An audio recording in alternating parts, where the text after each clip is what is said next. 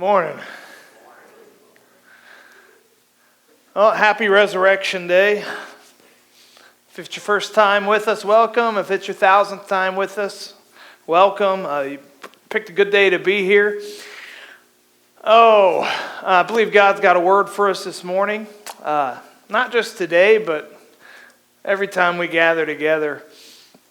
I think one of the most important questions that you can ever ask is, who is Jesus? And it's not just a question that you ask, but I encourage you to spend some time answering it too. That's the question that's at the center of our text this morning. And while we're not going to be in a traditional resurrection text, the resurrection's actually right there plainly in our text. We'll get to see it. It'll be fun. We've been trekking our way through Luke as a church, and we're going to continue that this morning. If you got a Bible, Luke 9 is where we're going to be. And just to get a complete picture of what's been happening, things have been really busy for Jesus, for the disciples. He just recently sent them out 2 by 2. They've returned. John the Baptist has been killed. Just last week we talked about Jesus feeding the 5,000 and the brokenness which ultimately led to the blessing. And the very next passage in the text has Jesus praying with the disciples, and he asks them 2 really important questions. So Luke chapter 9, verse 18. It says, Now it happened that he was praying alone, now it happened that as he was praying alone, the disciples were with him, and he asked them, Who do the crowds say that I am? Who do the crowds say that I am? Now, there's lots of people who had lots of different opinions about Jesus.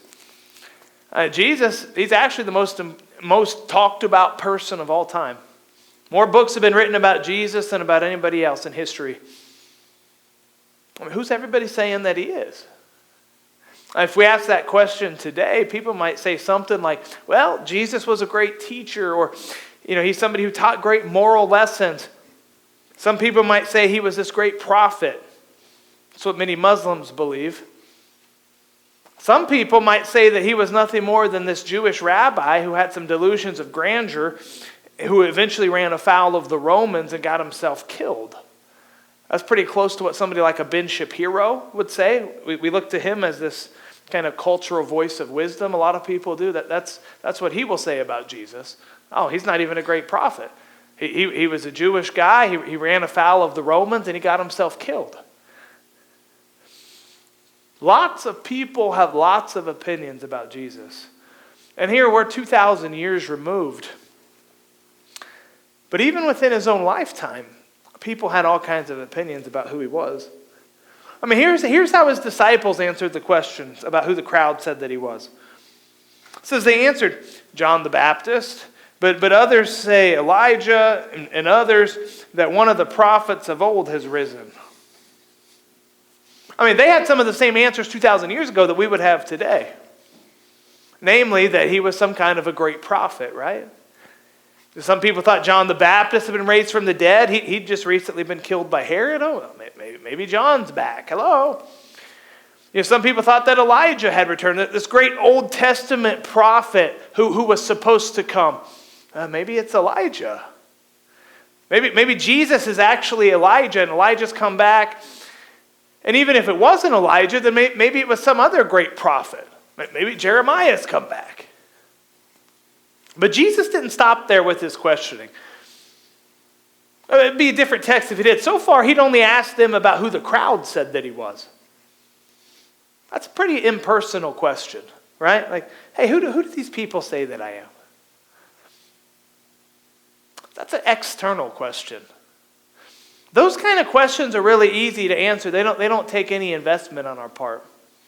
Questions about everybody else and what everybody else believes or what everybody else does, they're always more comfortable than questions about ourselves and what we might believe. And Jesus knows this too. And up to this point, man, we talked a little bit about this last week, but they have seen some incredible things with Jesus. They've spent approximately 2 years with him, if you're wondering where they are in the timeline. Up to this point, Jesus has entered into his 3rd and final year of his public ministry. But even up to this point in time, they still don't quite grasp just who their rabbi is. I mean, even in our text last week, when they needed to figure out how to feed this huge crowd, they tried to figure it out themselves. They tried to use common sense. Oh, we got to go into town to buy this. We got to find money to buy all this food. And they forgot who was right there in their midst with them. See, Jesus has been giving them small glimpses all along the way. But when he fed the crowd, he taught them about the true bread from heaven. And in the middle of the night, he gave them another glimpse. We didn't talk about it last week, but does anybody recall what happened during the night after Jesus fed the thousands of people? Anybody know your chronology in the Bible? Anybody?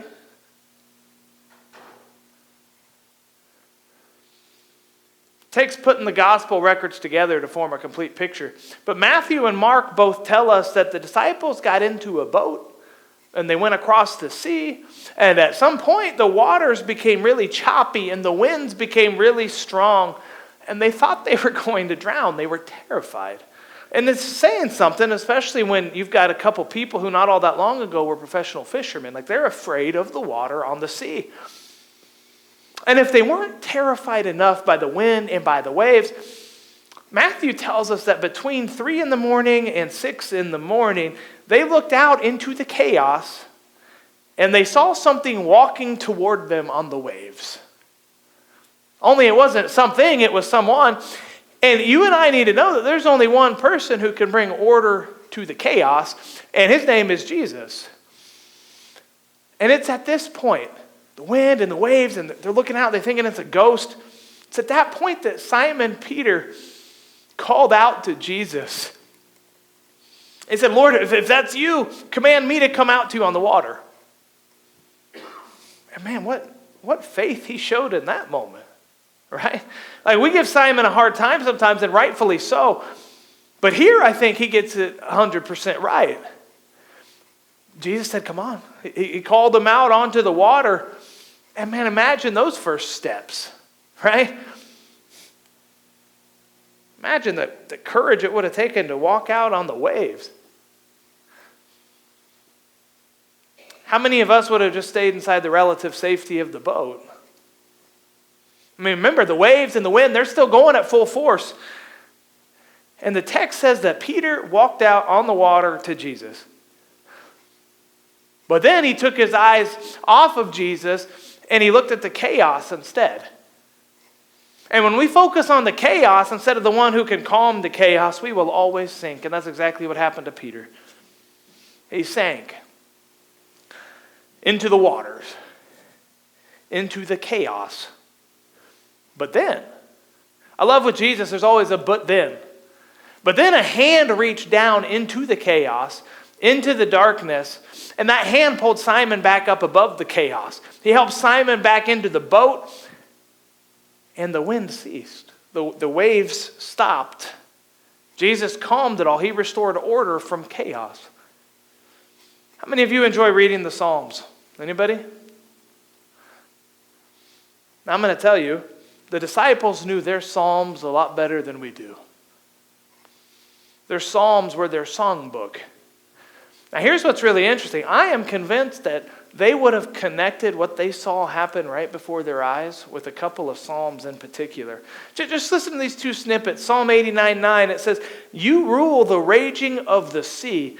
When its waves rise, you still them. That's interesting. You go to Psalm 107, verse 23, it says, some went down to the sea in ships, doing business on the great waters. They saw the deeds of the Lord, his wondrous works in the deep. For he commanded and raised the stormy wind, which lifted up the waves of the sea. They mounted up to heaven. They went down to the depths. Their courage melted away in their evil plight.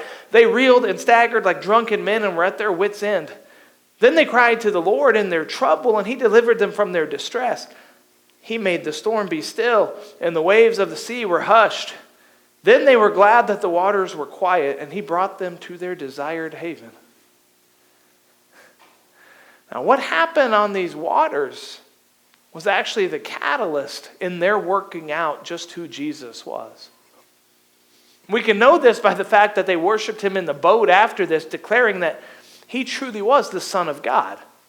It took him calming the waves and stilling the wind for them to work out, man, you are the Son of God. We can also know this by how the disciples answered Jesus' next question. He'd asked him about who the crowd said that he was. But then he asked them another deeper question. He asked them a really probing question. Luke 9:20, it says, "Then he said to them, 'But who do you say that I am?' Who do you say that I am?" And Peter answered, "The Christ of God." Now, forget who the crowds say that I am. Like, who do you say that I am? And it's Simon who answered, which seems fitting, given that Simon was the one who just walked on the waves towards Jesus. Like, his mind was completely made up. It makes sense that he talks. In Matthew's account, which is in Matthew 16:16, he gets even more specific. He says, "You are the Christ, the Son of the living God." The Christ of God. Now, Christ is a title of Jesus. It's not a last name. I don't know how old I was before I realized Christ wasn't his last name. Like, it's not. It's a title.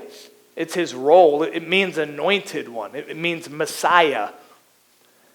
Peter is declaring that Jesus is the one who was prophesied to come into the world and usher in the Messianic kingdom. That he's the one who's finally going to redeem the world. That he's the one who's finally going to make everything okay.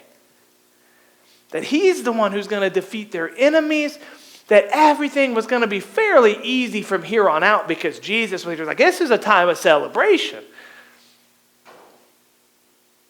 Now in Matthew's account, which we'll get to in a little bit, Jesus celebrates Peter's answer. He says it was actually revealed to him by the Father, and nobody else gave him that information, and it was a great day.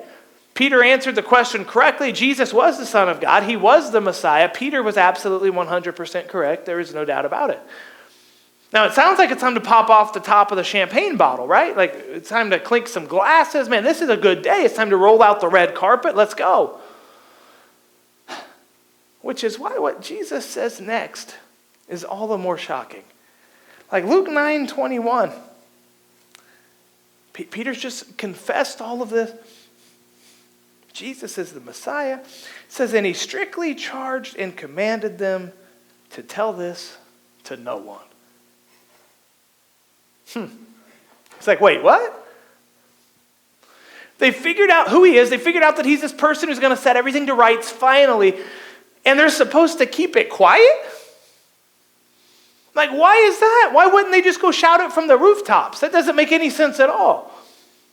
Like, they found their king. Why not get a crown and put it on his head? And why not he start his reign right now? Why don't we get this thing started? Why not indeed? Like, why would Jesus say something like that? Because he was a king, but his kingdom wasn't going to look anything like they thought it was going to look like. And he didn't want everybody running around with this wrong idea of what he was supposed to do and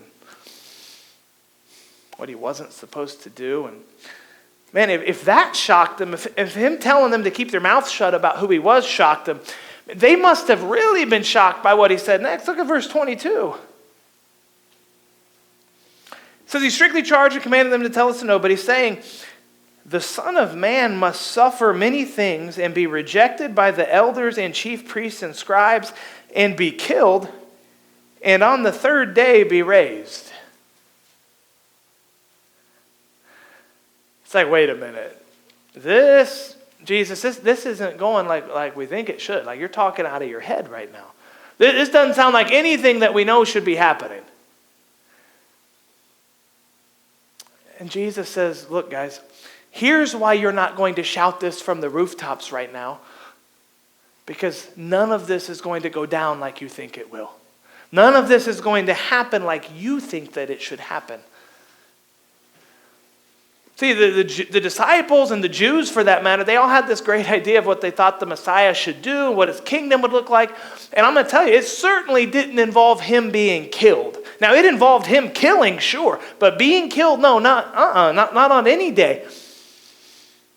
Like, it might involve him killing his enemies and killing all the enemies of the Jews, but it did not involve him dying. That didn't make any sense. And this is why, and this is when Peter pipes up and he opens his mouth.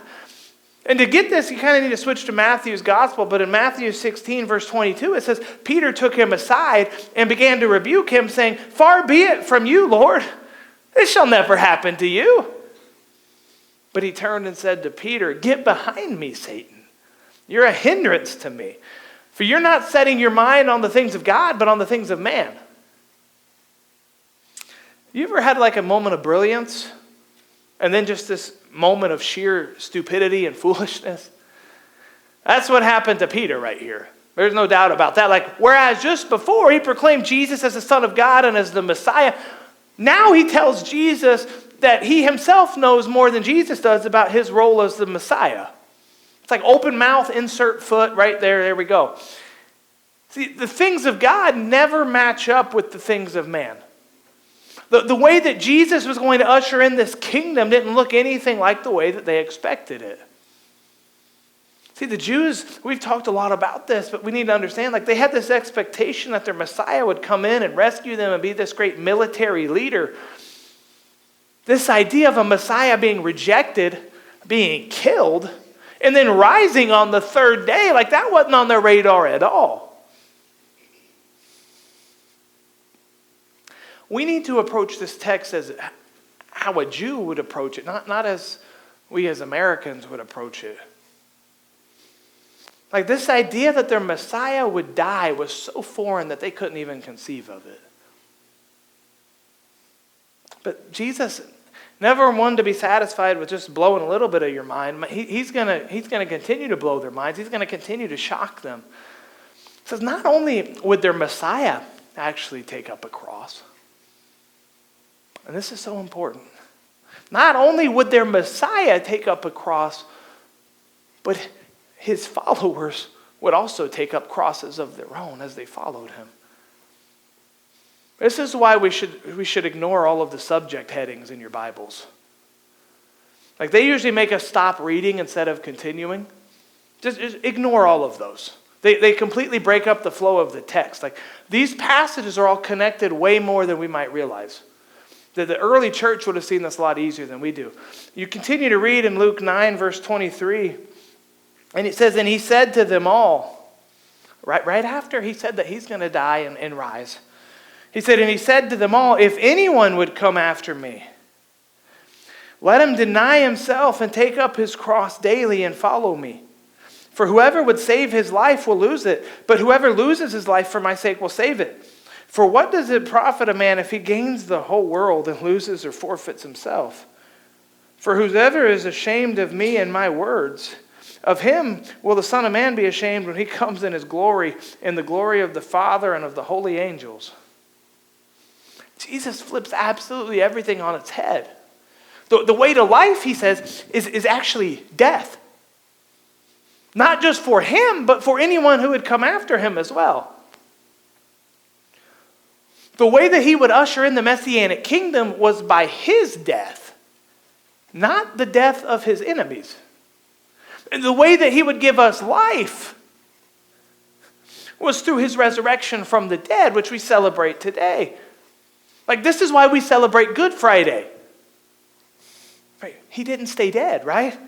Like, that was the greatest sign. I mean, he died. There's no question about that, but he did not stay dead because death could not hold him. And if you abide with him, death won't hold you either. That's why we can celebrate today. Yes, there is still death here, but it does not have the final word. I want to wrap this up this morning by actually talking about geography. I detested geography when I was in school. I couldn't tell you where North Dakota was from Idaho.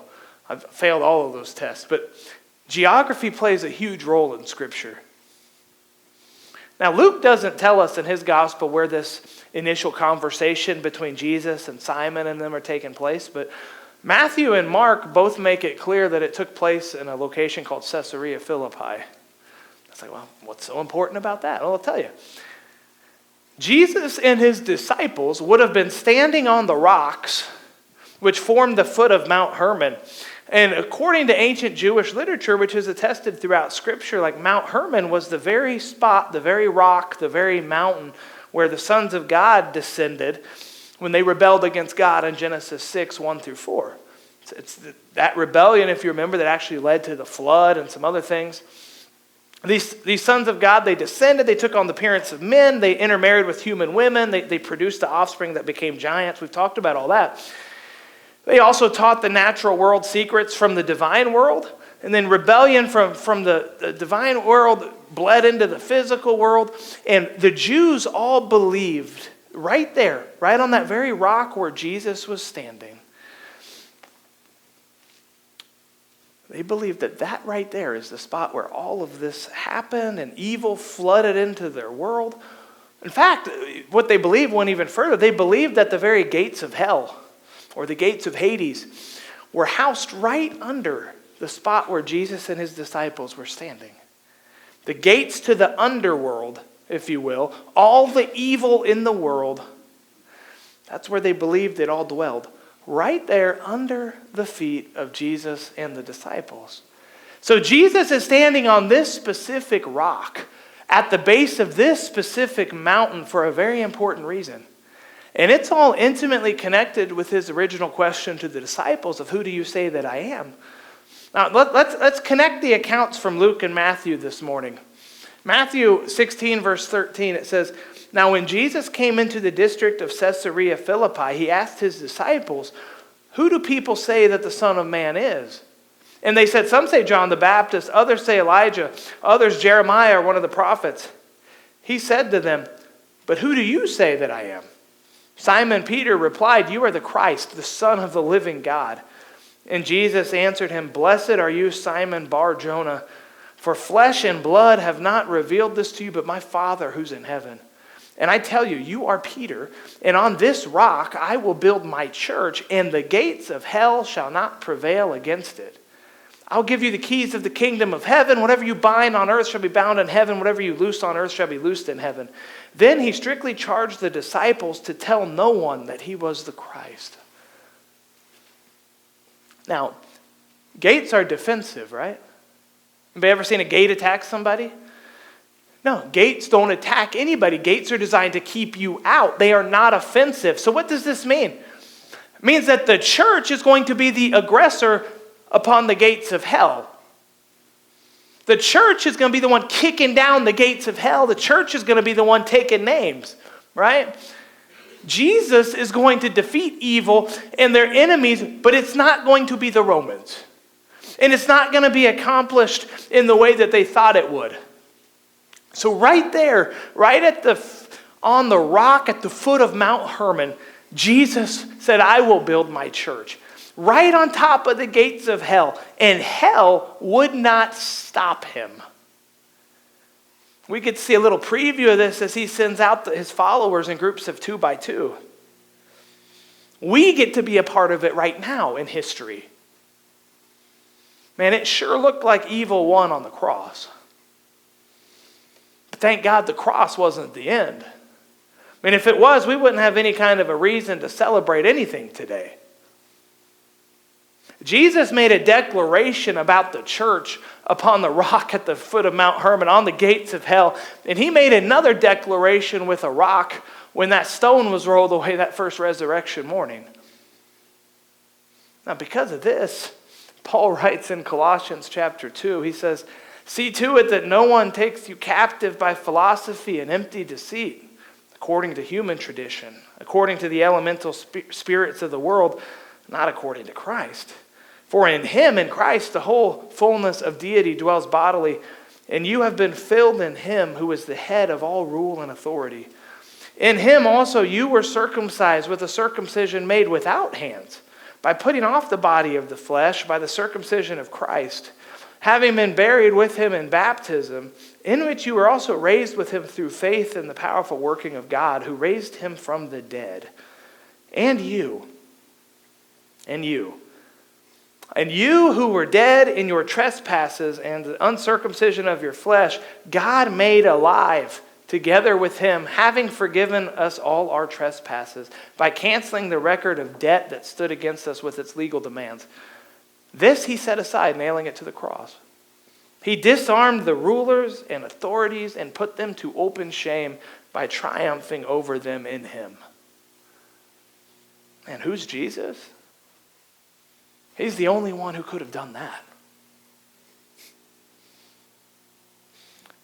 And next week, as he and 3 of the disciples go up on what we call the Mount of Transfiguration, they're going to get a whole other glimpse at just who he is. He keeps building their picture until it's going to be complete. Jesus is the only one who could have done that. He's the only one who could have taken us who were dead and given us life.